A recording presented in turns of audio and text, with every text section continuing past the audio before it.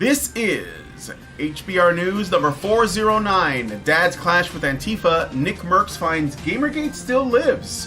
Page makes hate claim. That's Elliot Page, but I ran out of space. Or Elliot Page, sorry. Where we talk about the news of the week and give it the Badger treatment. Hello everybody and welcome to Honey Badger Radio. I hope you guys are doing well this week and that you're laughing at all this absurdity so that you're not consumed by it. My name is Brian. I'm joined by Hannah Wallen and Dr. Randomercam. And I think Lauren will be joining us shortly because Randomercam is at Lauren's place, and so they will be sharing a microphone when she gets here. And she can feel free to chime in as well.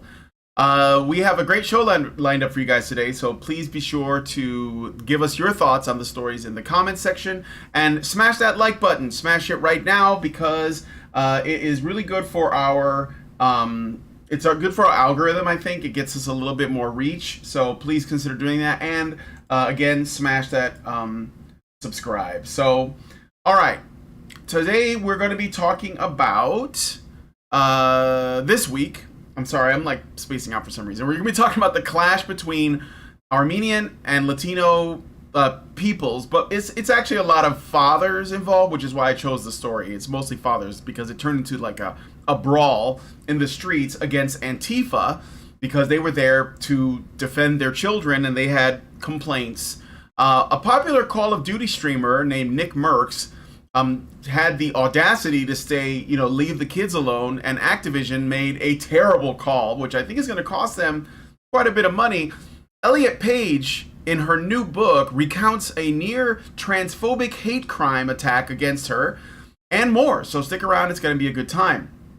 And be sure to join us afterwards for the patron-only show. I was, bouncing a bunch of things in my head, but then like last night, I wanted to talk a little bit about this Daniel Penny and Jordan Neely case that's been going around.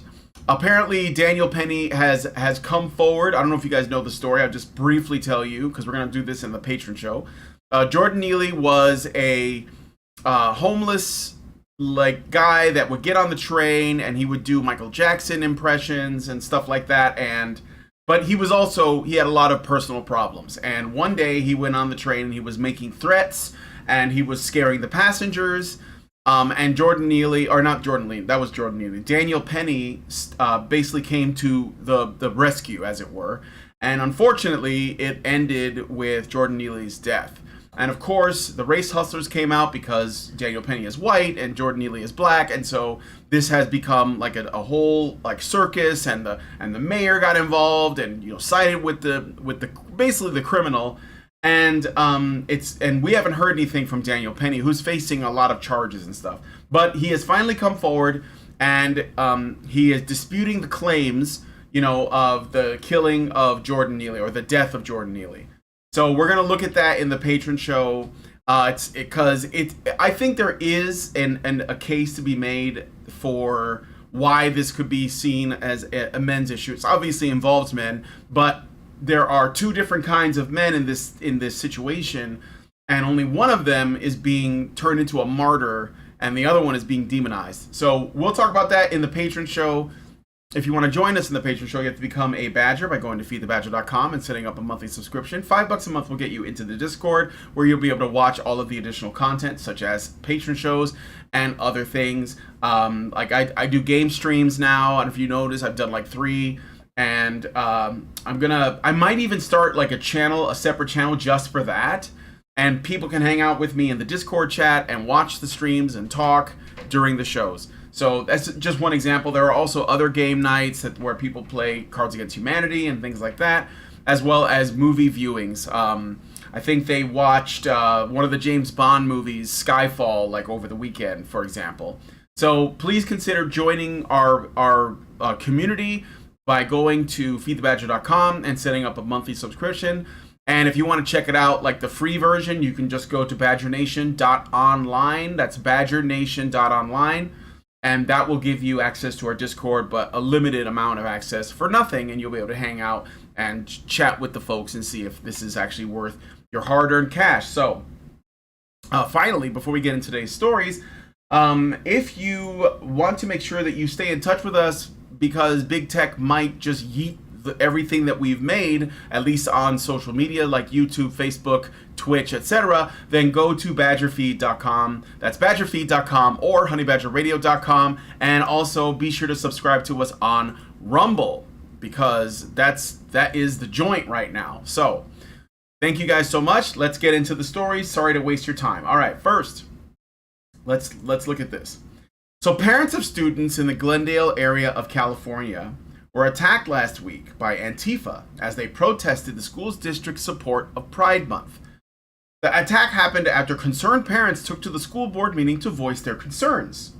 One father stated at the meeting, quote, "All these fake people," pointing to several masked crowd members, "are going to go away, and we're going to vote every one of you," pointing to the school board, "out." Another father spoke to local media stating, quote, "Bringing in curriculum for K through 6 on gender ideology, that is what we're against," end quote. The parents weren't without detractors. These included a man in a skirt and high heels and an individual who identified herself as a local teacher who stated, quote, "I am also a community member who volunteers extensively in South LA and work with the Children's Hospital of Los Angeles with queer and trans youth in large groups. So I deal with a lot of their trauma related to the heteronormative, Judeo-Christian, patriarchal, imperialist, capitalist system that oppresses them," end quote. And yes, that's a real thing. You can actually watch that. Durka. Yeah, we get it. The magic words. Yes. You cursed me. You cursed me in the eye. It hurts. It hurts so bad. Yes, exactly. She also went on to say that children could know they are transgender as early as 3 years old. Glendale police issued a statement saying, quote, "Unfortunately, a handful of agitators on both sides of the issue, both sides, arrived at the demonstration with a clear desire to confront and incite violence, ultimately engaging in physical assaults," end quote. Yeah, very fine people. On both sides. Remember when that was an apparently ridiculous thing to say? and that's when it's about a narco-communist cartel versus as actual fascists, or at least some lapping, tick-torch waving cringe lords who we're told were actual fascists. This time it's that very same anarcho-communist cartel versus some concerned parents expressing their concern at what state schools are doing to their children, which is about as far from fascist as you can get. Unless you completely invert the definition of fascism, which they have. Mm-hmm. They're thugs with masks and weapons who act as mercenary police forces for a state agenda, and they call themselves anti-fascists. Yeah. So on this occasion, my friends, I'm sorry, but you don't get to play the both sides card. No. This is some violent, deluded foot soldiers operating from a global network of terrorists versus a small, localized group of parents who are sick of this global network of terrorists. One of these things is in the business of violent threat. The other is in the business of trying to parent their children. Your constant redefinition of fascism is going to have to do more heavy lifting than it can even behold. Yeah. So, sorry, do continue. I will finish.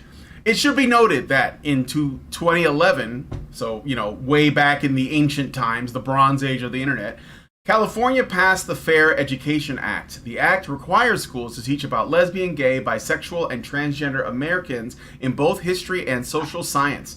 Unlike certain other sexual education, this curriculum does not contain the ability for parents or guardians to opt their children out of the education. In 2016, California further cemented this with the California Healthy Youth Act. I love how these things sound like they're so benevolent.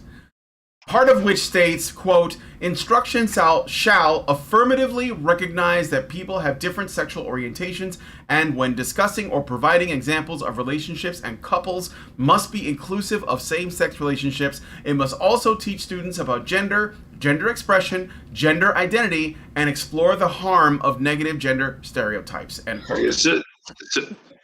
this very predatory cult, and this is something that, again, I will differentiate between the rainbow cult, right? The G Mafia. The G Mafia, whatever you want to call them, gender mafia, rainbow cult. There's a very big difference between that and just people who are gay or people who are lesbian, people who are bisexual that aren't after essentially your children. And in this situation, there's a commonality here that I'm going to point out every time this shit comes up, right? When someone is a pedophile and they groom a child for sex and they want to argue to you that what they're doing isn't bad, they talk about it as if children do not go through a process of mental, psychological, and emotional development from stage 0 at infancy to adulthood, that at some point, at any point in that development, at any stage, there are things they cannot do psychologically, mentally, and emotionally, or handle psychologically, mentally, or emotionally that adults can.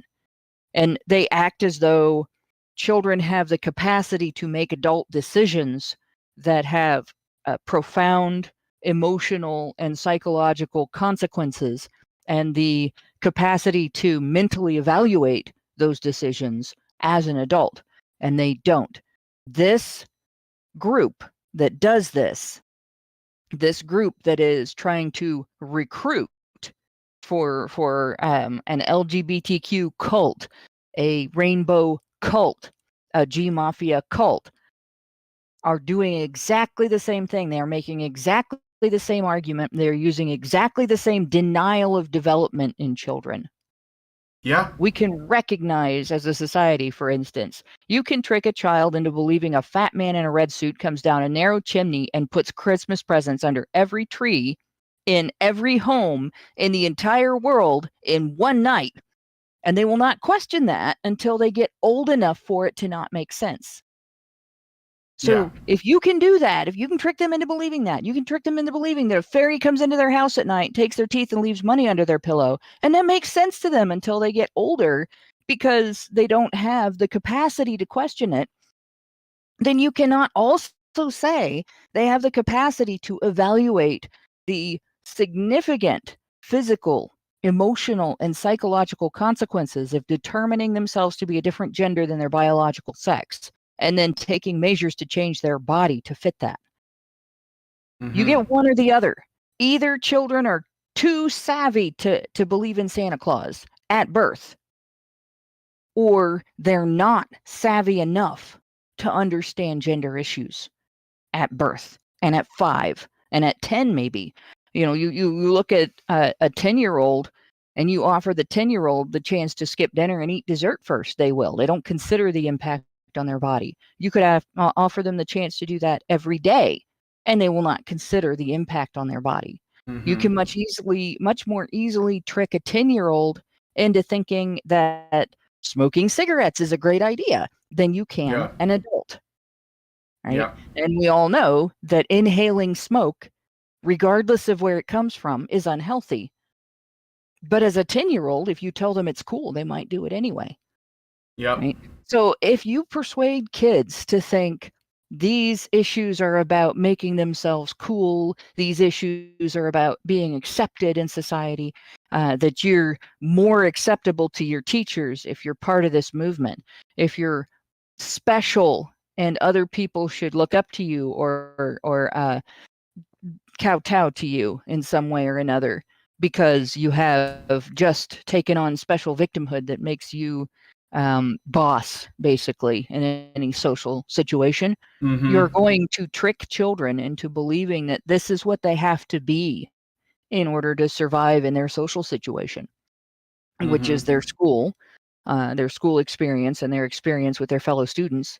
And there will be students who have no connection to it whatsoever, no predisposition to it whatsoever, who will for years convince themselves this is who they are until it's too late for them to change back. And that is harmful. That is damaging. Absolutely. That is predatory. Mm-hmm. And it has to stop. And it is not an act of unreasonable and violent aggression to loudly and obnoxiously protest against that behavior. Yeah. Well, the thing I was going to mention about this is that it was mostly fathers involved in that were on the let's say anti-G Mafia side that were fighting with Antifa. And I guess the thing about that is worth mentioning is that if you have a father in your family, he is going to do whatever it takes to protect his children.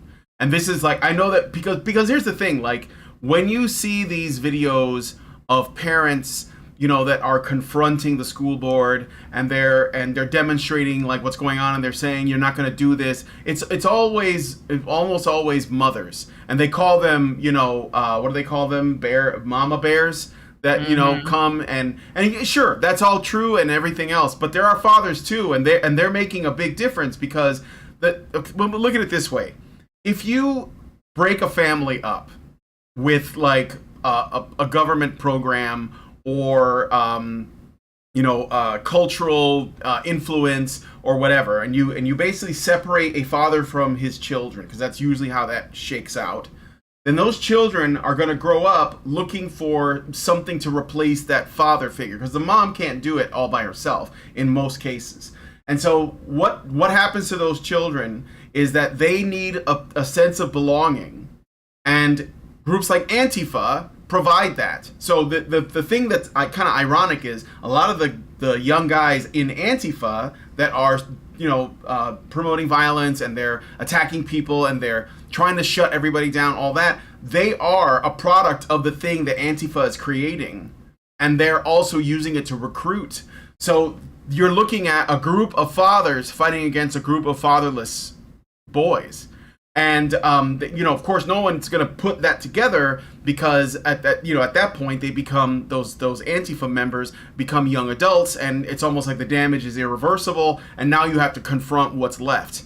So I have some sympathy, and I've always said that about Antifa, despite the ideology itself being absolute cancer. I know that there's a lot of men involved that they get abused, they get brainwashed, they get indoctrinated, they get educated, which is basically the same thing. A lot of these Antifa groups are run by females in academia that don't actually put their own skin in the game. They just use them like foot soldiers. And then what do they end up doing is facing down a father who is protecting his children. So go ahead. You finish your rant.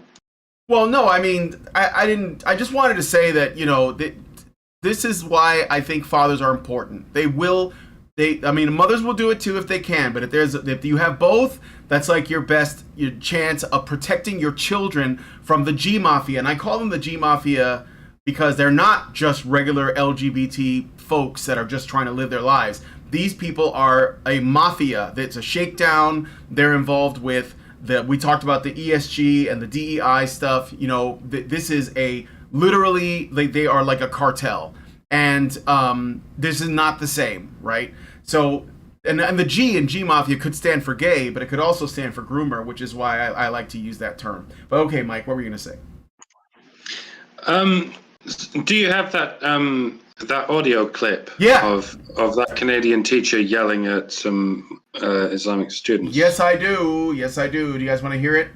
Yeah. And then say something. Okay, so this is not at that event, but this is important because it is this is showing that this is a pattern. This is emerging in all of our academic curriculum. So this is an audio clip someone recorded in a Canadian school. I think it's a high school or middle school, okay? And listen to this is the teacher yelling at her students. Well, I'll tell you, you are out to lunch. If you think it's acceptable to not show up because you think that there's some pride activities going on at school, right? Oh, that's fine. Because I'm going to show my opinion by hanging out at the mall. But meanwhile, all of those kids who are, involved in, say, the Gay Street Alliance or whatever, I don't even know if we have that anymore in our school, They're here when we did Ramadan for Lion Time, and they're showing respect in the class for your religion, right? For your beliefs. It goes two ways. If you want to be respected for who you are, if you don't want to suffer prejudice for your religion, your color of skin, your whatever, then you better give it back to people who are different from you. That's how it works. It's an exchange. And it isn't like that in all countries. As I told you, in Uganda, literally, if they think you're gay, they will execute you. If you believe that kind of thing, then you don't belong here. Because that is not what Canada believes. We believe in freedom. We believe that people can marry whomever they want. That is in the law. And if you don't think that should be the law, you can't be Canadian. You don't belong here, and I mean it. I really mean it. And it's not a joke, Mansour. It's a back and forth. You want it, you got to give it. It just makes me angry. Sorry, I'm a little worked. Yeah, I bet it does. Yeah, that could be used to Why are justify you a lot of things, you know, So- like if you're not willing to tolerate us tattooing a star on your face to show where your birth came from, and if you're not willing to let us come into your house and take your children and raise them our way instead of your way, if you're not willing to allow us to take your right arm because we think that people who have right arms are privileged over people who don't. You know, if you're not willing to allow us to kill people in the name of supporting, say, something like abortion or anything else that you don't believe in, use the death penalty to enforce only straight marriage in the future. Well, you're just not tolerant of our beliefs. And we've been tolerant of your beliefs, so now it's your turn. You have to be tolerant of our beliefs, no matter what they are, and no matter how much we use them to infringe on your individuality, your rights, your family, your household, and your community. It's a bullshit rant. This person does not belong in the education system. She's No. not smart enough to be a teacher. Canadians were tricked into thinking that being nice is their advantage and makes them better than every other culture. And I say I don't say that lightly, because Lindsay and I have talked about it. And it's like the one of the problems with Canadian culture, and I know it seems like a weird thing to say, is that they had been taught like early on that what separates them from the United States is that they're better people. And that's how you get this. So all I would say to this is good luck teachers trying to get the Muslims to fall in line, because you stood up for them and defended them even when they acted in a way that it was not worthy of defending, and now you're trying to get them to conform. That's not going to work out for you. Yeah, sometimes the conclusion, let them fight, it's not quite as callous as it sounds. Look, I don't necessarily want gender ideologues and old school religious ideologues to completely destroy each other. For one thing, I don't think they can. They both have an extraordinary amount of power and an extraordinary amount of bodies to throw at the problem in more ways than one. More to the point, this is where this culture war, as we call it, actually needs to happen. But between those who have skin in the game ideologically, people who have strong convictions either way, it's the same as a certain ethical justification for the existence of war, as long as it's a voluntary war. If people who want to kill other people are killing other people who also want to kill other people, then fine. Some people want to live in that world, or indeed die in that world. They want to live dangerously and die dangerously.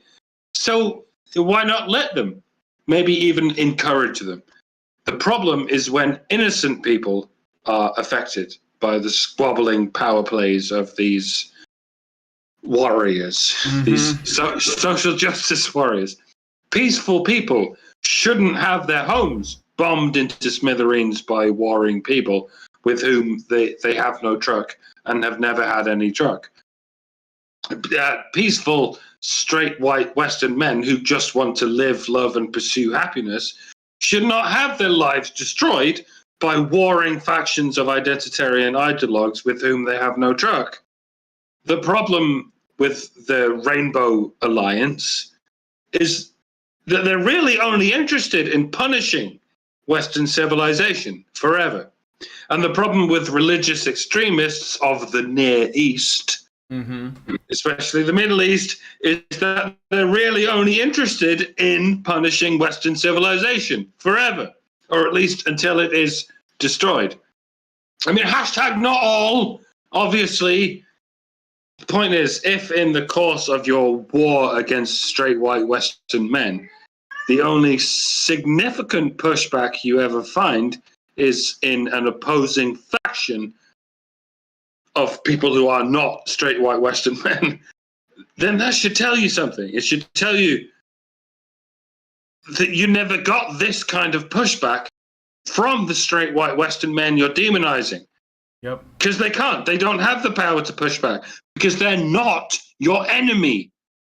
As a matter of fact, they are your resources. Yep. We are not what you're fighting against. We are what you're fighting for. This is people who hate men versus people who hate whites versus people who hate Christians versus people who hate cisgenders. You're all just jockeying for territory in your various approaches to how best to enslave the Untermensch. So every second you spend actually fighting each other rather than laying giant shit after giant shit on the heads of straight white cisgendered Christian males, of the very people who represent the resource you're fighting over, then I'm sorry, but during the proceedings of you two actually powerful factions fighting against each other, I'm just going to sit back and respectfully grab me some popcorn. Yeah. And not just to experience the poetic justice of it all, but because sometimes this is how wars end. When the people in power finally, reluctantly come face to face with the unvaultable obstacle of other people in power. And then they go, whoops, now we're actually in danger. Like us, not just the straight white male cisgendered serfs we're using as ammo. Now we're in danger as well. All right, then, sorry, chaps. Let's let bygones be bygones.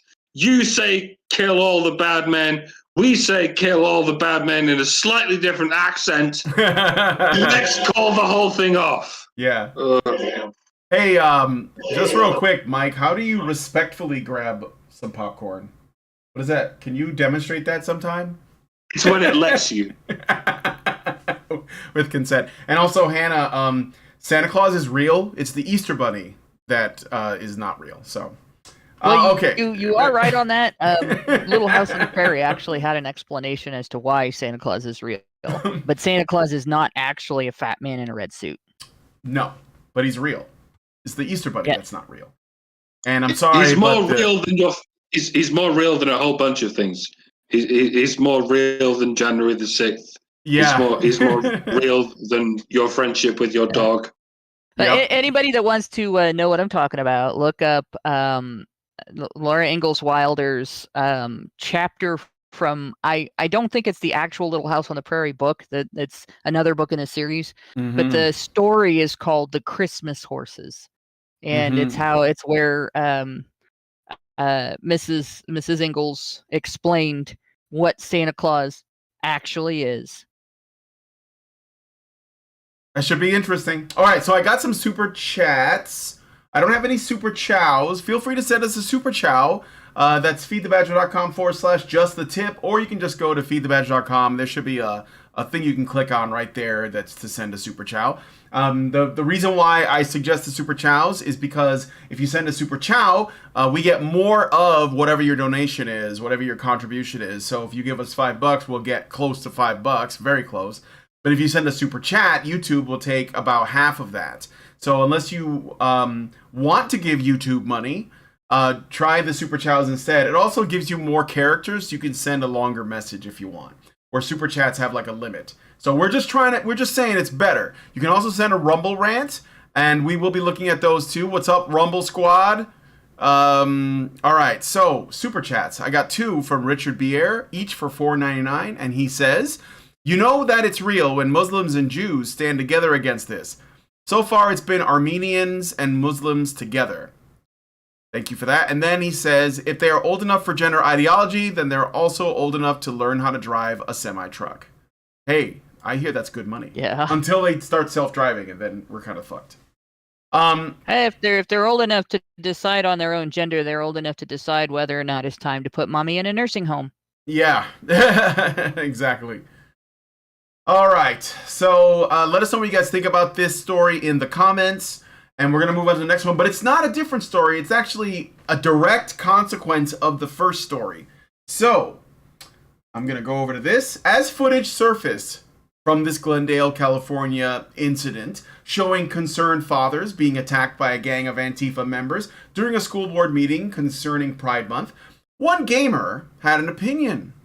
Nick Kolcheff, also known as NICKMERCS, I hope I'm not butchering that. I'm not sure. Sometimes, people's tag names are a bit, like they look like they're easy to pronounce, but there's more to it. So NICKMERCS is a Call of Duty live streamer and member of the FaZe clan. He stated the following on Twitter in a response to the video, quote, "They should leave the little children alone. That's the real issue," end quote. Now, this was in response to another streamer that said something like, "Let people love who they love," but basically it was a very, let's say, uninformed thing, because this is the thing, what the media is doing, the activists, the academics, etc. They're trying to convince the normies, the people who aren't looking really closely at this, that what's happening is homophobia and transphobia. It's people fighting against, they want to murder the trannies for free. They want to hunt them down like it's the purge, right? That's not what's happening. Nobody cares what your sexual orientation is. They just don't want you pushing it on children that don't even know about sex yet, or at least they shouldn't know, right? And that they shouldn't be entertaining these ideas because they're supposed to be getting an education. And so that's what people have a problem with. But of course, because there's people who just swallow whatever the media tells them, there was another popular streamer, I don't remember his name, but I can find it in the article, that basically said, "Oh, this is such a shame, right? All this homophobia, all this transphobia, all this bigotry, let people love who they love," whatever, right? And so this guy, NICKMERCS, says they should leave little children alone. That's the real issue, because it's self-evident, right? The result of this tweet was only a slight brouhaha at first, but developed into a full-blown hoopla, so that's like a level above brouhaha, when Call of Duty's parent company, Activision, pulled the NICKMERCS operator skin and bundle from being able to be purchased in Call of Duty Modern Warfare 2. So, in case you guys don't know, there was a bundle that had 2 streamers, and they had custom-made skins and things like that for the product. I don't play Call of Duty. I haven't played it in a long time, but that's what I understand it to be. It's like stuff you can buy in the store to change the way your character looks when you're playing the game. And so they pulled this guy's, they pulled his skin and bundle. While some professional gamers and streams chastised Kolcheff for his words, like the one I mentioned, others had his back, and his entire supporter, his subscribers did too. And Kolcheff himself stuck by his opinion, saying that while he's sorry for any feelings that he hurt, he will not remove the original tweet, and he stands by his opinion. Streaming legend Dr. Disrespect was quick to rally around Kolcheff by deleting his installation of Call of Duty Modern Warfare 2 live on stream and stating that he'd never consider playing it again unless Kolcheff was given an apology by Activision or if the bundle was re-added. Tim the Tatman, a fellow streamer and personal friend of Kolchev, stopped short of agreeing with Kolchev's opinion, but voiced that if Kolchev had his operator bundle pulled from the store, then he wanted his own down as well. So like I said, there were 2 bundles that went on sale. One of them was NICKMERCS, the other one was this guy Tim the Tatman, and they know each other. And so Tim the Tatman, even though he wasn't involved with this whole brouhaha, he said, you know what, if you're gonna take down my buddies, take down mine too. Activision obliged the next day, removing his bundle from Call of Duty Modern Warfare 2 store as well. So they both got it taken down. I want to show some video because I have a clip here of him responding to the backlash over his tweet. That was all it was let's leave the kids alone. Okay, nothing else. Simply feel that I want to be the one and my wife wants to be the one to speak with our child about stuff like that. Notice this guy is a new father. This is important because that's why he's standing up against this. He said that he would have been okay with it like before, but now that he's a new dad, this is like a bigger deal to him. And that was the tweet. That was the tweet. You can take the tweet if you want and you can spin it, flip it, flop it, quote tweet it. You can put 10 paragraphs on top of it. You can do whatever you want to it to make you feel better if that's what you want to do. But that was the tweet. Okay? So if you came here to hear that, I hope you feel a little better about it. I didn't mean to upset anybody. I know that I did. I'm not apologizing about the tweet because I don't feel like it's wrong. Yes. I'm going to stand by what I said. I'm not going to delete the tweet. Never apologize. You know, I just want to make sure everybody understands exactly the point I was trying to make by tweeting my response. You know, and I do want to apologize to Puckett though. I feel like I might have brought a little bit of shit his way, man. I didn't mean to do that. The Puckett, I think, is the guy who originally was in support of what was going on, and he was responding to him. I want to also show you guys Dr. Disrespect, who also had something to say. And this is important because Activision has lost so much fucking money. Like, people are just uninstalling the game. Like, the Gamergate never left, but this is evidence of that. This is why I think this is a good story, so... He's uninstall the game. Number 1. I mean, don't get a mistaken. This year's Call of Duty is the worst in its franchise. But that decision by COD's PR marketing team.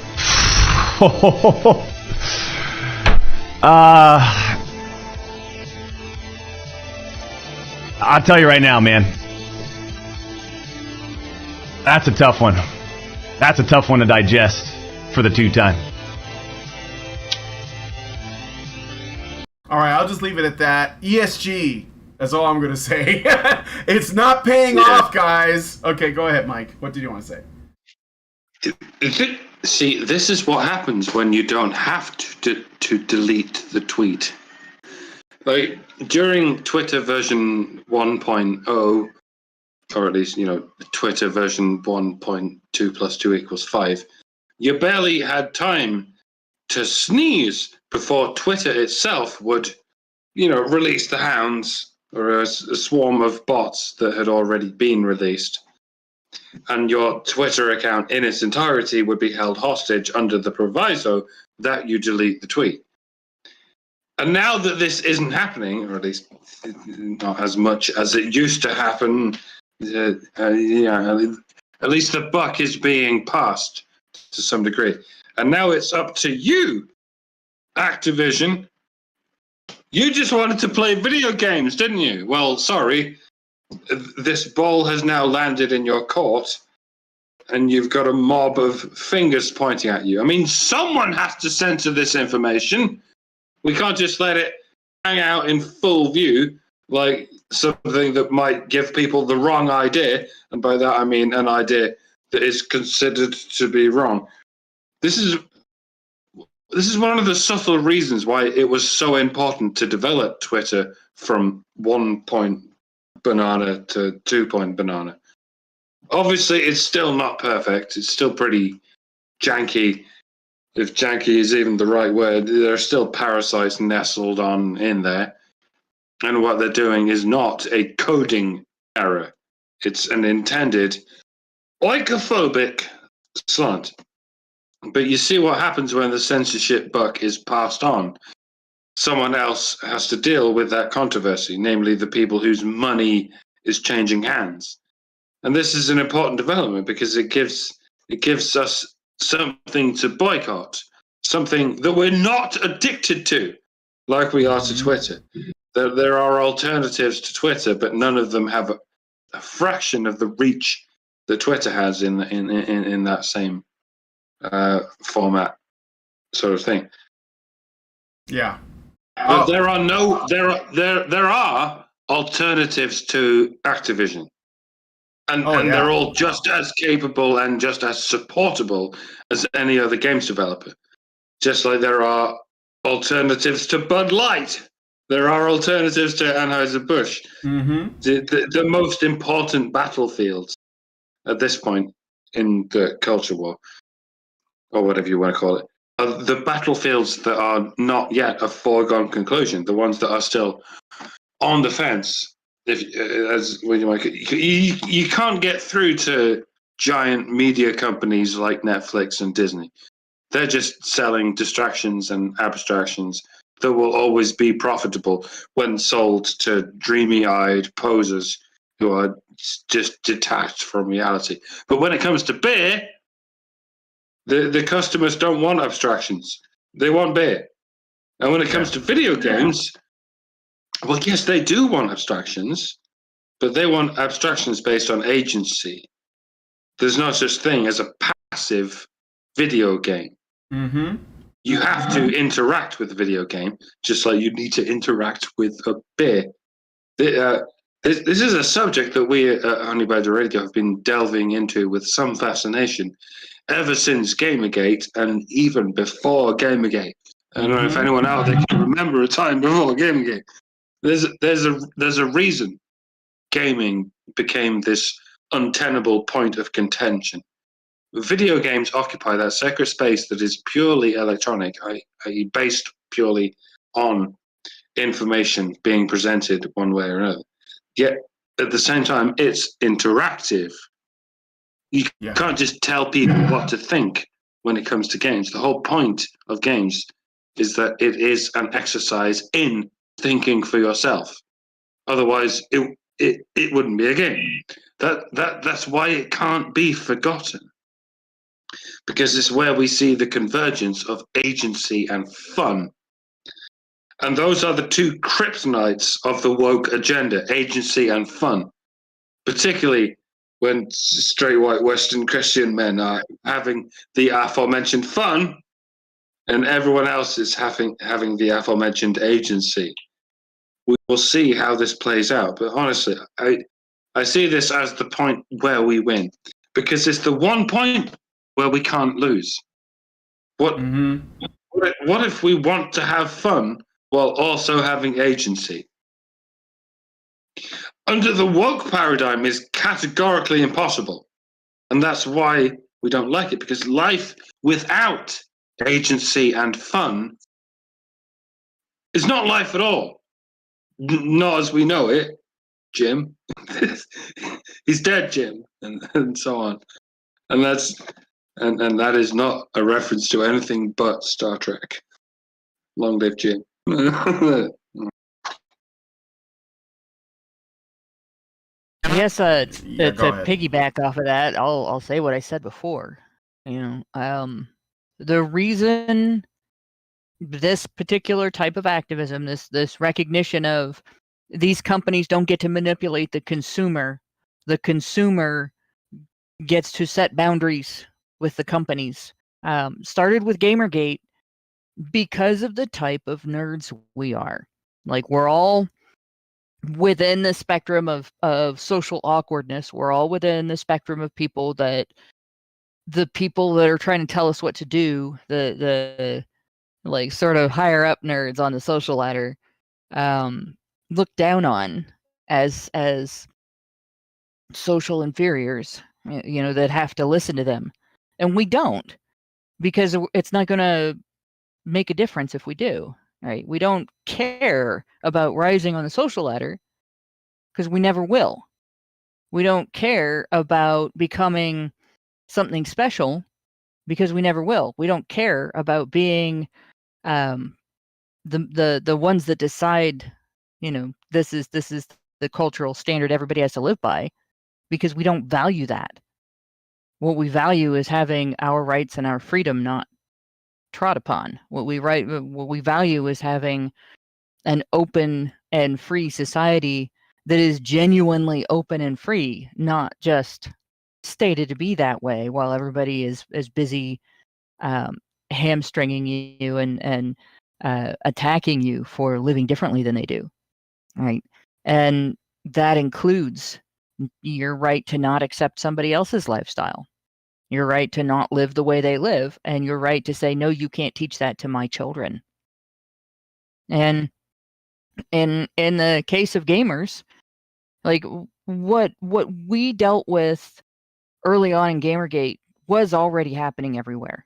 Like the laws in California that we just talked about a little bit ago, that proves that was already underway. That was already infringing on parental rights. That was already trying to use law and policy to force social change that wasn't catching on because it wasn't right. And it takes the unpopular, it takes the unwanted to turn around and say, we're not going to do your dirty work. We're not going to give you our money to do your dirty work. And we're not going to make your product popular if you're using it to enforce your dirty work. That's what Gamergate is.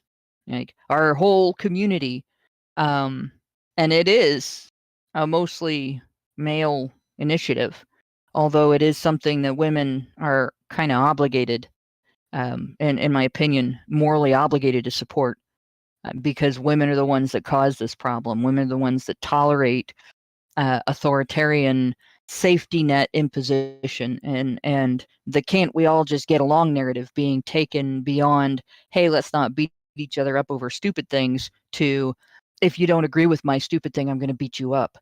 That's primarily a female behavior of acceptance. So men have had to correct that. And any women who are, straight up thinkers and not just feelers have got to be able to step up and support that. And many did. That's why, we had hashtag Not Your Shield along with Gamergate. We don't put up with the shaming, the demanding diatribes, the journalists targeting gamers with social exclusion, a threat of social exclusion when they're already socially excluded. Like you can't punish somebody by subjecting them to what they already experience, right? You can't punish somebody by saying, well, we're going to take away something that you don't even have. That doesn't work. So that's why this is going to be an ongoing thing forever. Mm-hmm. And we talk about Gamergate dying, but it doesn't die. No. It's never going to die. It's always going to be us. It's always going to be, I don't want to say the social outcast, because I think that we form our own social network, and that sort of prevents using the term outcast. We're not outcasts, we're the others. Yeah. Which is a little different from being outcasts. We're the other group. We're the group they don't think has the value that we have. And it's going to take us continuing to be vigilant, and to continue to refuse to tolerate this kind of behavior, to continue to throw words at it, and point out our logic and our reason for opposing it, and to refuse to throw money at it. And we're probably going to have to do that for the rest of our lives, because mm-hmm. they're going to keep trying for the rest of our lives. Mm-hmm. It's and like I wrote before, it is absolutely vital that gamers continue to reject the shaming and demands being launched at us by elitists, elite social engineers, elite journalists, doesn't matter, elite corporatists, doesn't matter which elites it comes from, mm-hmm. because we're the only ones who always will. Yeah, I think, again, what happened with this, I don't think there was, like, the guy in the big chair at the top of the skyscraper that demanded that this guy's skin be taken away. I think that it's ESG, but the thing is, it's not just ESG, DEI, and the corporate index, but also the fact that through those programs, through those initiatives, they have hired people into their company that are true believers. So it's not just like some soulless company just doing something arbitrarily because they think they're gonna make money. They're gonna lose money. Like, all of these companies have lost lots of money, and one of the reasons is because they got people that work under them that they hired based on these initiatives that are destroying their company from the inside. So I'm not saying that I have any sympathy for Activision, but they need to, like, clean house. Get rid of these people that have no interest in you being successful. They just want to use whatever platform they can to push their religion on everyone, and it is a religion. It is a religion, and because of that, if people can start seeing it that way, then you will see that there will be precedent to remove it from, the governments and the businesses and all these other things, because it'd be the same. It'd be like some crazy radical cult that was pushing its shit on everybody through whatever. It's the same thing. So anyway, interestingly enough, just as a comment, because it is Pride Month, and we did have a Call of Duty thing. So happy Pride Month. It was once said by a very wise gamer, it doesn't matter if you're gay, straight, black, white, male, or female. In the eyes of a 12-year-old Call of Duty gamer, we're all gay. so keep on gaming, guys, and call people gay if they annoy you. See what happens. So yeah, I mean, gay. And those are just my thoughts on that. Let us know yours in the comments. I do have some new super chats. Yeah, like, this is really good, I will say. I think that these guys, they're very prominent voices in the gaming Twitch space. And even though Twitch is not our friend either, because they also, are very censorious and whatnot, I think that people are starting to really, really get sick of this. Really get sick of it. So let us know what you guys think about this in the comments. I gotta read some super chows and super chats, and then we'll move on to the next story. So Meredith G gives us $5 and says, HBR News number 409, another argument I recently heard from Blair White is she could make the mistake of not factoring that she might want to have biological children in the future in her decision to transition at the age of 20. A child is nowhere near prepared to make the same decision. Yeah, well, I don't know if Blair White has basically, like, if she is essentially, like, neutered. Whether she's had bottom surgery. No, she hasn't. But I'm saying, like, that doesn't really matter, because the treatments that she's been getting may have also made her sterile. Yeah. So this is a thing that I pointed this out. I made a post about this. Unfortunately, I'm still banned on Twitter. I don't know why Elon Musk hasn't noticed me yet. But I said that I think that and I'm talking about the G Mafia specifically, okay? So we're talking about the queer lobby, the trans activists, not necessarily just trans people, but trans activists, the people pushing this transitioning stuff on children and on everyone, right? They're genociding gay people. They're genociding gays and bisexuals, because if a boy is growing up and he's effeminate, right? First of all, it doesn't mean that he's going to turn out gay, but because he might not. He might just have, like, a feminine nature, because there are plenty of straight men that do, and females that are tomboys, which we've talked about, right? But instead of, like, growing up and like, maybe a young girl who's a tomboy becomes, like, straight and just, settles down, gets married, embraces femininity, whatever it is, or they become lesbians, that opportunity, that crossroads, that choice, or whatever it is, it doesn't happen if they start transitioning you when you're like 5. So what's that going to do? Well, they're gonna get rid of. There's not going to be gay people anymore, because anytime someone acts in a way that is slightly outside of the box that they claim everyone else demands, but they're the ones putting you in, like the straight box, the male box, or the female box, then they're going to say, well, you need to transition your kid. And so what happens is that they may discover later in life, if they were left alone, that they're just, homosexual or bisexual or whatever. They might find out they're trans, but they also might find that they're straight and that was just a phase. But instead, we're confirming shit, and we're performing surgeries, and we're giving people hormones, and we're blocking their puberty and all that. And so what's that going to do? Well, it's going to genocide gays and lesbians. I mean, I don't know if genocide is the right way to put it, but that might be the wrong term. But you see what I'm saying? Like, that's mass murder. I mean, yeah, it's at least mass murder.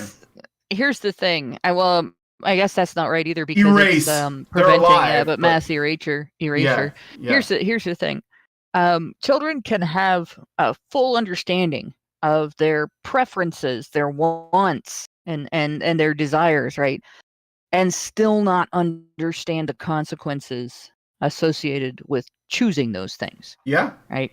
Like, I can honestly say I knew better that I was bisexual without understanding the terminology or any of that when I was 7 than I did when I was 17. But in fact, when I was 17, I was so far in the closet, I was probably in Narnia at that point. But in any case, it wouldn't change the fact that it would be wrong for somebody to impose on me a sexual relationship at that age, even if it was a female as opposed to a male. Our society recognizes immediately that that's wrong when it's a guy. But when you start throwing in LGBT issues, they were like, well, that's how the person awakened to their sexual, bullshit. It's still wrong. It's still a child, still a person who does not understand the full potential consequences of sexual connection. And pregnancy isn't the only one that can happen. STDs are not the only ones that can happen. There are serious emotional changes that take place when you have sex, especially for the first time. And when you impose that on a child, you're taking away their ability to do that when fully able to assess it and experience it.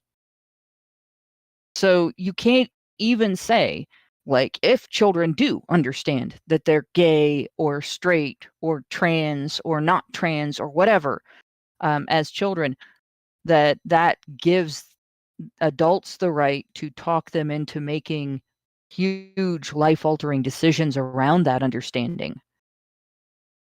It doesn't. It absolutely does not. And it never will. Because you will never get rid of the fact that children's psychology develops very slowly as they age, and that they are not fully able to appraise their actions at that age, regardless of whether they can appraise their interests. Yeah. So, thank you for the super chat, Meredith. And I got a super chat from Albert Nada Retro, gives us $5 Canadian. And he's talking about the teacher in the audio clip we listened to from the last story.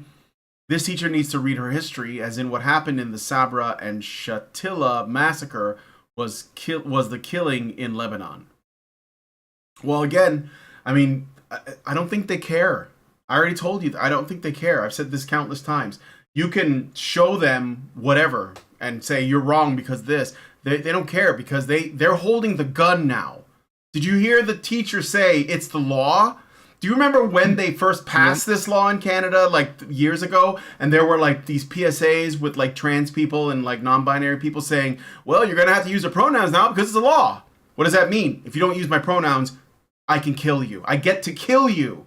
Because like it starts with fines, then it's arrests, then it's jail time, then it's, execution. I mean, if you find that you don't want to abide by a law that you think is unethical or wrong, or you don't agree with it for whatever reason, and it's completely unfair, that they don't care. They're just going to escalate. They're just going to escalate until you're gone, or you bow down. That's the reality. That is what the government is for. And so they're going to use it like a weapon. This is what they always do. It's always top-down shit. They take over the corporation, and then they make the corporation woke. Now you have to buy the product. Or at least that's their logic, right? Of course you don't. But I mean, that's why they do it that way. If they run everything at the top, okay, then the normies, the plebs at the bottom, that they have no choice. That's their logic. So why do you think you can like tell them, well, I guess you're not educated on the subject? They don't care about that. It doesn't matter. They hold the gun. So, thanks for the super chat, but I hope you understand why, while this is an interesting tidbit from history, it won't matter to this teacher because she's holding the gun. So, all right, anyway. With that said, we're going to move on to the next story. Let us know what you guys think about this in the comments, and let's get to it. So, Ellen Page. So, it seems like this is kind of a big, like, transgender week. It just sank in, although the last story isn't necessarily that. It might be. I don't know. It kind of is. So, Ellen Page came out with a new book called Page Boy. I didn't know about it until I saw this story. Okay? I'm sorry, I keep saying Ellen. I don't mean a dead name. It's Elliot Page. I don't mean to do that on purpose. I mean, frankly, I don't really care, but nonetheless, Elliot Page, actor, has shared that he was verbally attacked and threatened by a crazed transphobic man who shouted that he was the reason I need a gun in Los Angeles last year. So Elliot Page is saying, I need a gun because I was threatened by a crazed transphobic man in LA, which that sounds like you found like a unicorn, but okay. Page, it's like finding the only Trump supporters in Chicago. Yeah, it's sort of like finding Trump supporters in Chicago, African Trump supporters. Yes, I'm a little skeptical here. Hey, yo, Empire. Anyway, Page 36, Page, who is 36 years old, was standing on a corner in West Hollywood on his way to the Pink Dot convenience store when the enraged and hateful stranger approached him, shouting obscenities, according to the LA Times. I'm going to effing gay bash you, F-word, not fuck, but the other one. The word for, homophobic slur. The word for yelled, a bundle of wood? Yeah, a bundle of sticks or a cigarette.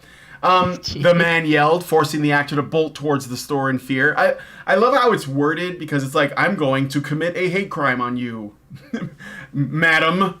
Did you do this? Employees at the Pink Dot escorted a terrified Page into the shop, but the man allegedly followed him and stood at the store's doorway. This is why I need a gun, the maniac reportedly yelled at Page through the glass door. Now when I'm in Los Angeles, I don't feel comfortable like I used to going for walks, the Canadian-born entertainer said. Yes, she's Canadian. He's Canadian, sorry. The ordeal may have shaken the actor, but he acknowledged that he has the privilege to stay in safer hotels and higher security if needed, unlike most people living in LA. Doesn't mean it's not traumatic, but I have resources that, in every instance that is difficult, protect and can shield me from these things, Page told the outlet. The Juno stars, she wasn't in that movie. He wasn't in that movie because that was a different person named Ellen Page in Juno and in X-Men 3. The Juno star's recounting of the alleged verbal assault and threats comes in the wake of another story he recently shared in his upcoming memoir, Page Boy, about when a famous a-hole told him being gay doesn't exist. Oh my God, the trauma. Page, who came out as gay in February 2014, claims that an unnamed A-list actor told him he was going to F you to make you realize you aren't gay at a birthday party in Los Angeles shortly after coming out. He purposely did not name the accused high-profile celebrity, but said that they could hear about this and know it's him. The actor added that another celebrity, whom he describes only as an acquaintance, insisted, you aren't gay, that doesn't exist. You're just afraid of men. And in something related, so I learned this a little bit later, actually like yesterday, apparently Elliot Page also says, and this is actually a little bit more believable, that he was groomed as a teen by a filmmaker who made a pass and told him to make the move. So, do I think that Elliot Page experienced some kind of sexual abuse trauma? For sure. I mean, I wouldn't be surprised. But I don't know if I buy the story of the Los Angeles resident that threatened to hate crime him. So, but he's being whatever. It's being brought to the forefront in an attempt to make it seem like it's equally normal for women to become men as it is for men to become women. It's not, by the way. It's increasingly normal in young autistic girls, but in terms of adults, it's the vast majority of transsexuals have always been male to female. Yeah. And you'll notice the powers that be are desperately trying to paint all kinds of transgender persons as equally victimized individuals. This requires no heavy lifting when it comes to men pretending to be women. The stigma is already there. You can't just be a man and pretend to be a woman. You'll be surrounded by sentinels of this gynocentric traditionalist philosophy. A woman can wear what a man wears. A woman can act like a man acts, and that's fine. But when a man tries to fill the role of a woman, that's not okay. A woman can indulge in faux, dare I say, autism, but a man cannot indulge in faux narcissism, at least according to the right. According to the left, everyone must indulge in narcissism and thereby call themselves women, and it all links together perfectly. But in order to present the idea that all transgender people are oppressed, we have to do this feat of mental gymnastics where trans men face anything like the stigma that trans women do. Of course, in reality, you have to look at the case of Nora Vincent. When you strip out all the make-believe, you get the harsh reality that men face a hell of a lot of bullshit, not because they're not men, but because they're men. Yep. The only reason trans men get so much more shit than trans women get, at least in this paradigm, is because they're disguising themselves as men. And what our society hates is men. But no one will acknowledge this obvious truth, except us, in the likes of Funny Badger Radio, and a thin nebula of like-minded people, perhaps. So yeah, I'm sure Elliot Page is getting some pushback, but only because she's famous, because he's famous. Whatever. On the whole, famous people don't get dicked about for trying to emulate masculinity, especially if they're completely fucking up this Smurf wife life we call Elliot Page. None of this is resulting in the obvious conclusion, the Nora Vincent conclusion, the idea that men have it harder than women. And I'm not saying men shouldn't have it harder than women. Maybe that's part of human nature. I don't know. But the last thing we need is this ideology constantly telling us that women have it harder than men, when it's obviously not the case. Too quick. Oh, go ahead. I'm sorry. I was just going to say real quick. The phrase "on the whole" is probably transphobic to Elliot Page. Yeah, I use a lot of weasel words. I apologize for nothing. Everyone uses weasel words sometimes. Also, did you see the video? There was a video of a trans man that was crying about how hard it is to be a man and how lonely they are. Yeah. Yes. So yeah. I'm just like, well, and like, I'm gonna dovetail off of that because this we'll start with the fact that it just fascinates me that in LA where there is a significant amount of drug-related violent crime taking place, muggings, people who are too high to even know what they're doing, attacking people and harming them, not necessarily with cause or even reason behind it. Just sometimes when people are high on meth and other cheap ass street drugs, they really just do bizarre things that make no sense whatsoever. I lived next door to somebody that sold that shit, so I don't now, but I did, and I've seen some really weird behavior. We'll just leave it at that. But out of all of the violence that takes place in LA that has absolutely nothing to do with gender issues or political issues or anything in terms of causes within the person, that's engaging in the violence. Elliot Page found the one person, and again, this is in California, where Yep. the norm is tolerance. The norm is accepting LGBTQ people as just the same as anybody else, and how dare you treat them any differently. Just like That's Chicago. the norm in California, right? So in a place where there's a significant amount of other types of violence, and the norm is that most people would defend him from that type of violence that he's described, he encountered the one person that was going to attack him for being trans or gay or anything else to do with LGBTQ issues. I'm just flummoxed by that, right? Yeah. But what I am not flummoxed by is the tendency of Hollywood actors, of people who were born biologically female and raised biologically female in a culture that teaches people who are biologically female to seek attention, and individuals who have demonstrated in the past that they are attention seekers by basically vomiting their personal issues all over the media, that somebody might come out and seek attention in this manner. Right. And Yeah. I just am, I'm just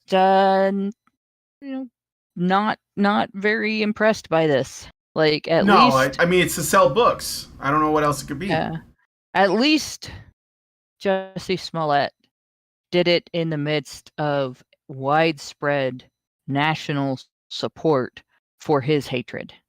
Yeah. I mean, it didn't work out for him at the end of the day. Neither did it for Bubba.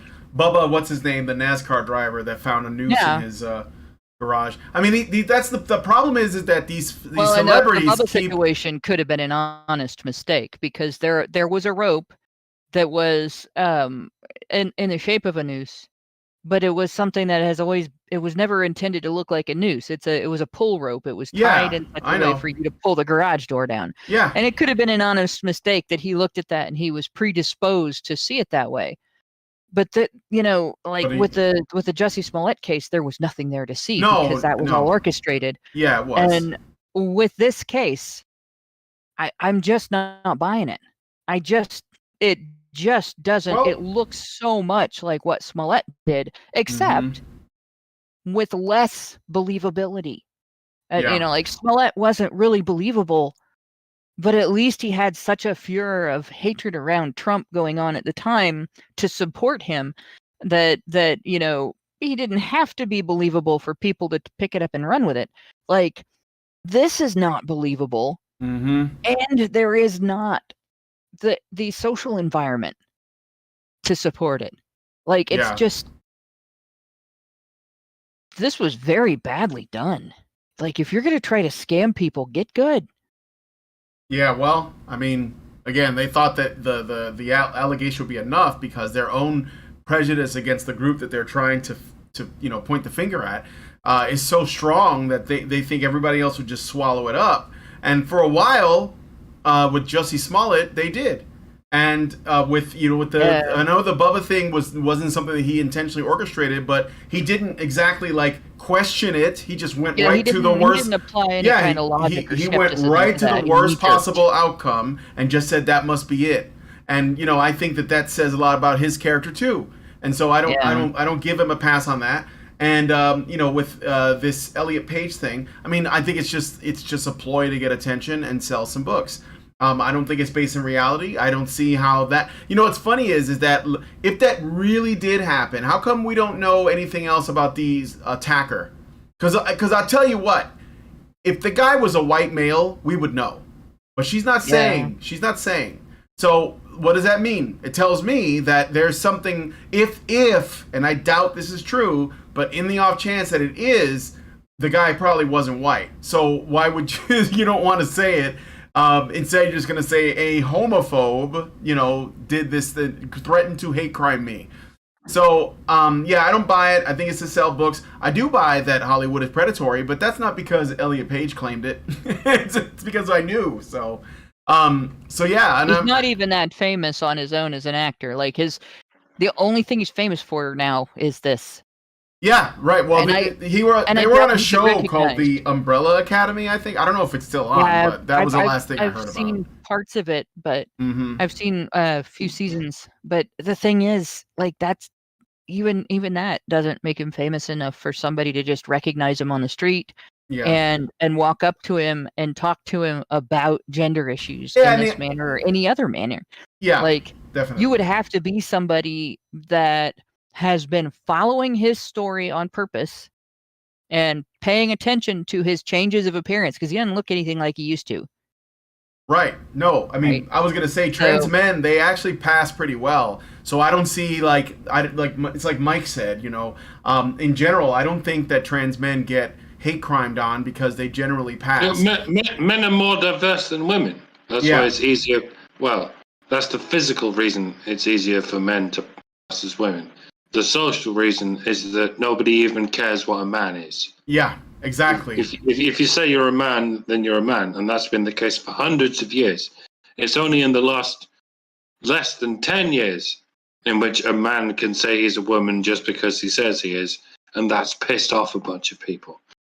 Yeah, and if Page goes in... Go ahead. That's the direction, that's the only direction in the paradigm that actually pisses people off. Mm-hmm. And fine, humans are built to privilege women over men, whatever. But what we absolutely don't need is an ideology that flies aggressively into the face of this obvious truth. What we need is a set of ideas, a cognitive sort of toolkit that helps us deal with these truths. An acknowledgement that men have it harder by default. You would think that this whole trans debacle would be exactly the vector by which we can understand this. What happens when women actually try to be men? Yeah. Unfortunately, this whole trans debacle is being overseen by feminists. Just like this whole society is being overseen by feminists. I just want to see what the future looks like when it's not overseen, controlled, and regulated by feminists. Yeah, it'd be nice. I get the feeling none of this would be anything like as bad as it is if it were never overseen by feminists. Moreover, it would never have even happened in the first place. So for the love of God, I have to say, all you conservatives who are focusing all your ire on the trans issue or the race issue or the gay issue, you are only slashing impotently at the symptoms. The cause of these symptoms are still beyond your reasoning. You're beyond our reasoning. Fucking feminism. I'm sick of not saying it. Well, I'm not. Well, you're not sick of saying it. I'm sick of saying it because it's so fucking obvious. Yeah. But sick of having it not be noticed by other people. Yeah. Last thing I will say about this is it is really interesting that trans men are trying really hard to claim victimhood when the truth is trans men are probably doing better than any other person, like other than maybe lesbians in the LGBTQ population, because they pass, because straight men don't care about them. Like if Elliot goes into a bathroom, nobody's gonna care. It's not a big deal. They're not gonna feel threatened. They're not gonna make it into a big thing. So trans men don't have anything to cry about other than maybe like if they're lesbian, I don't know. If they're trans men that are attracted to cis women, for example, there will be a problem when cis women find out they're not men at some point. But other than that, like, that in general, you've got nothing to whine about, honestly. I mean, maybe regret for what you've done to yourself, but honestly, you're not oppressed. Like you're one of us now. Welcome to male privilege. You should be worried about the likes of Ellen Page coming into your toilet. Yeah. Because they can accuse you of a crime. They can just accuse you of a crime, and because they're so famous and because they're so trans, they become women again. It's very likely, depending on the country in which you live and the district in which you live, it's very likely that a judge will just say, well, why would a trans person lie? Yeah. You can't say a trans person would lie. That makes you a transphobic, and therefore you're going to jail, my son. You don't think a judge would do that? You clearly haven't been to the UK, or what is quickly becoming the USA. So yeah, men, you should not be allowing trans men into your toilets any more than trans women should be allowing trans men into any more than women should be allowing trans women into their toilets. Now, for that honestly, matter, most trans women don't want to rape women, but as it transpires, quite a lot of trans men are ready and willing to falsely accuse people of crimes. For that matter, one of the big issues men have in terms of the restroom is cis women coming in to their restroom. About half of women polled on this have admitted that they have used the men's restroom because there was a line for the ladies. And we hear all the time about how women should be scared of trans women in the women's restroom because they are biological males, and the only reason a biological male might have for wanting to go in the women's restroom is nefarious. And yet, when you walk into a women's restroom, you walk in, you're usually in a rectangular room with a door at one of the narrow ends, and on one side of the rectangle are sinks, and on the other side are stalls with doors that close and lock from the inside. So you can't go in if somebody is in there, and you can't peek around without being obvious. So anybody that behaved badly in the women's restroom would A, have a rough time getting the results they wanted, and B, be noticeable to everybody else that's in there. And women like to go in groups, so they're not doing this to somebody that's in there alone. Whereas when you walk into a men's room, there are usually stalls also, but in addition to the stalls, there are urinals. And when men use urinals, they're completely exposed, and they're completely exposed to the whole room. So there's no privacy at a urinal like there is in a women's restroom. And and yeah, somebody's going to mention that I didn't mention the sinks, but they're not important to the story. But yeah, when you walk into a men's room, you are already imposing. If you're female, you're already walking into an area where the men do not have privacy from you if they are urinating. Where if you walk into a women's room, whether a woman is urinating or defecating, she still has privacy from you because she is in a stall with a closed door. Yeah. So there's a difference there that feminists don't understand or accept or admit to. It is worse for women to walk into the men's room, and yet it is accepted and tolerated and has been so for decades. So the complaints, the restroom complaints, when it comes to feminists and in particular radfems, and in particular lesbian radfems are the ones that seem to be the loudest about this, along with some tradcon women. I don't want to hear it. If you've ever gone someplace where there are women going into the restroom, the men's restroom, because there's a line and you've not said anything, you have no business complaining. You expect men to put up with it as a norm, but you get upset now because you're being asked to put up with the same thing. That's not why you're upset. That's not why you're worried about this person. It's not because they're male. Right? It's because they're unusual. All right. So that's it for that. Let us know what you guys think about this Elliot Page story in the comments. And what do you think about that last comment? I mean, just tell us in the chat where a celebrity said to her, "You aren't gay. That doesn't exist. You're just afraid of men."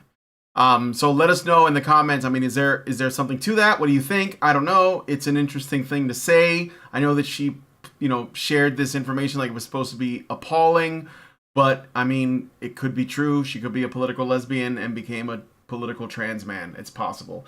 Anyway, let us know what you guys think about that in the comments. Now I'm going to read your super chows and go on to the last story. and super chats. So Michael Emmerich Winberg, this is a super chow, gives us $5. Thank you, Michael. And says, it's not like some shady all-powerful pope in Rome was making all the decisions in the Dark Ages, and later on during the Inquisition. The clergy, as well, people desperate to prove their virtue before these formless powers they were all threatened into obeying, would sometimes do it all themselves. I think you meant to say do it all. Once you institute the dogma deep enough, it works on its own, like a self-powered, self-lubricating machine. Yes. Well, that's what the education system does. That's why they don't have to be as involved, because they just get people ideologically possessed and fill them with a sense of purpose and a sense of self-righteousness, and then they just let it go. It's like winding up a Tasmanian devil toy. All right. They say the Industrial Revolution happened in the 1800s, but machines existed long before the Industrial Revolution. Yeah. Once you understand that there's such a thing as a machine made of human psychological parts, that when you put enough humans together to make decisions collectively, what you effectively have is a machine. Mm-hmm. And it's not a machine that's built to do a specific function. Mike. It's a machine built. How do you even summarize it? It's initially built to help the citizens of a country. Yeah, it's how you build a nation or a civilization. It's how you police and militarize and so on. But when you put a machine in charge of humans, sooner or later it's going to figure out that the humans programming it aren't worth shit. Mm-hmm. And this is the reason it's important to put humans in charge of the machine. Mm-hmm. Humans that understand the nature of the machine. And we've continually been leaving us in the charge of humans who don't understand anything outside the machine. Yeah. And so if the machine says, do progress, then we do progress, and we do progress in terms of what the machine wants. And what the machine wants is, if it's programmed by Frankfurt schoolers, then we get this problem of how nationalism is bad and globalism is good, because that's simply the scale at which these things apparently work. A lot of us libertarians, even with a small L, will say not only should jurisdictions be at the foot of countries, it should be at the foot of counties, it should be at the foot of individual towns and individual households. In fact, nay, to each individual person. Mm-hmm. That's how it would work. That's how it did work for the longest of times before we introduced this bizarre concept of the government. And I forgot what my point was. It's okay. And but on this rant, we're talking about top down. Control. The only reason you can do any of this top down stuff is by having this mechanism for top down stuff, which we loosely call the government or the state. Yeah. And if we had never done that in the first place, then we'd still have bottom up. And bottom up is, it's called evolution. It's called natural selection, according to adaptation. Yeah. And it's all we ever needed. This has been your small L libertarian rant for the day. Fucking shrink the government to a microscopic thing. All right. So thank you for the super chat, Michael Emmerich Winberg. Now I'm going to do the super chats. Albert Nader Retro gives us $11 Canadian, says there were laws against Lebanon against murder that didn't stop the Palestinians from calling a jihad, and it will happen over this pride stuff if they keep pushing. Well, maybe, but probably not in the States. So I don't think there's enough power for that. But thank you. Maybe in Canada. I don't know. Richard BR gives us $1.99 and says, "Did the store make an incident report?" Not that I know of. That's why I question that it makes exists. me wonder. Yeah, I mean, she didn't say anything about it. She's just telling a story, and we're supposed to find her the victim. And again, I struggle to find trans men as much of a potential victim, simply because of the way that men treat other men. I think that there's an assumption, and that it extends to trans men as well. Thank you for that. Richard Bier also gives us another $1.99. It says single occupancy restrooms are the answer. No, because that's not really practical for most businesses. But I get what you're saying. I think that most businesses need multiple, like restrooms with multiple units in it, and single occupancy. Small businesses have it. People's homes have it. Sure, but I don't think, like, if you go to Walmart restrooms, I don't think you can really do that and it not be an impractical and expensive thing, because you have to make separate rooms.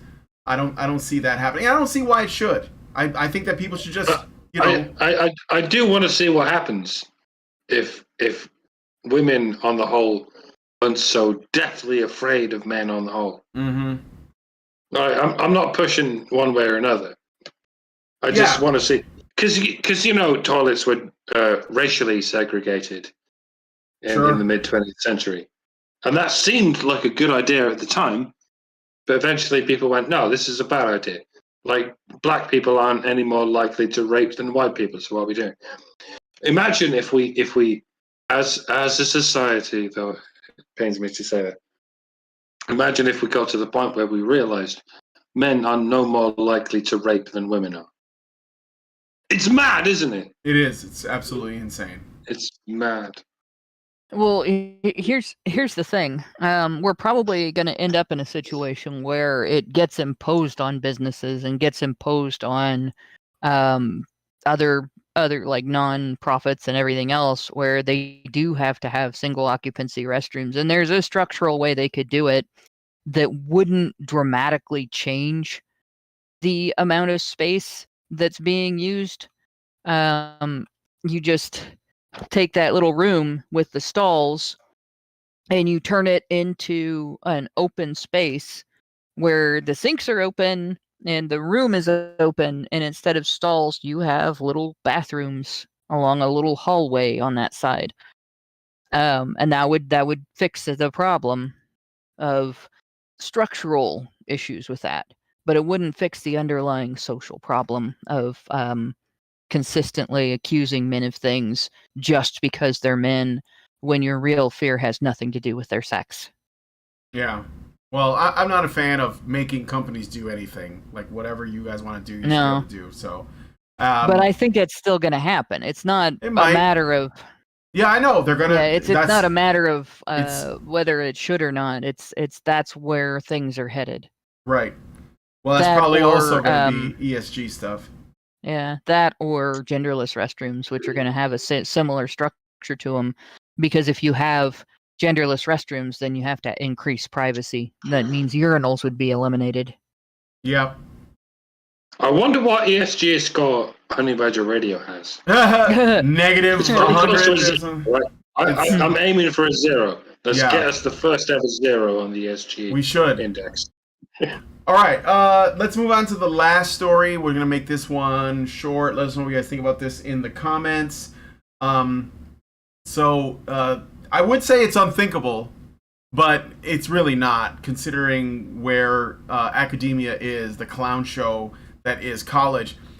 Lori Lightfoot, you guys might know her as the former mayor of Chicago, my former mayor when I was living in Chicago, that was ousted last year and replaced with somebody far fucking worse. Well, she needed something new to occupy her time. Lori Lightfoot, first black lesbian mayor of Chicago. It just so happens that one of America's liberal elite institutions has opportunities for people like Lori Lightfoot, first black lesbian woman of Chicago mayor, who needed something to do after they are out of public office. Lightfoot, the first black lesbian female mayor of Chicago, will serve as the Richard L. and Rone A. Menschel, I don't know what those are people's names, Leadership senior leadership fellow at the school starting for the fall 2023 semester. According to Harvard, the Menschel program, quote, offers a rare opportunity for those who have recently served in top-level positions in government, multilateral institutions, nonprofit organizations, and journalism to spend time at the school mentoring and teaching students who aspire to similar roles. Lightfoot will hold regular office hours to meet with students, faculty, and staff during her time on campus. Michelle Williams, the Dean of Faculty at Harvard, Chan School, this is Harvard, by the way, this, supposedly a kind of a Ivy League school of Public Health, said of Lightfoot that, quote, as mayor, she showed strong leadership in advocating for health, equity, and dignity for every resident of Chicago, from her declaration of structural racism as a public health crisis to her innovative initiative to bring mental health services to libraries and shelters. And of course, she led the city through the Kung Flu, end quote.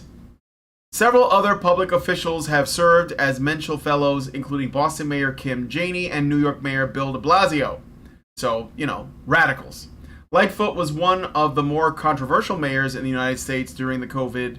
Oh shit, I said the C word. Pandemic. Chicago has seen a crime surge under her tenure, which by the way has only gotten worse since the new mayor took office. Lightfoot also drew criticism for getting a haircut at the height of the scamdemic and forcing police officers on leave without pay for not receiving the jab. And now she teaches at Harvard. Countdown to the first time she accuses a student of harassing her or intimidating her or otherwise exercising power in the opposite direction of the power dynamic in the student-facility relationship. Yeah. Starts now. I would say that she's the worst mayor we've ever had, but she's the second worst mayor compared to the one we have now. Well, not we, because I don't live there anymore. Yeah, they're there to you now. Yeah, but I have family there, and I know they have no idea like how bad things are not going to get. So, but anyway, I'm not here to talk about Brandon Johnson. I'm just here to say that what little shred of credibility Harvard University had is completely gone. Like, there's this woman is not intelligent. That's all I'm gonna say about that.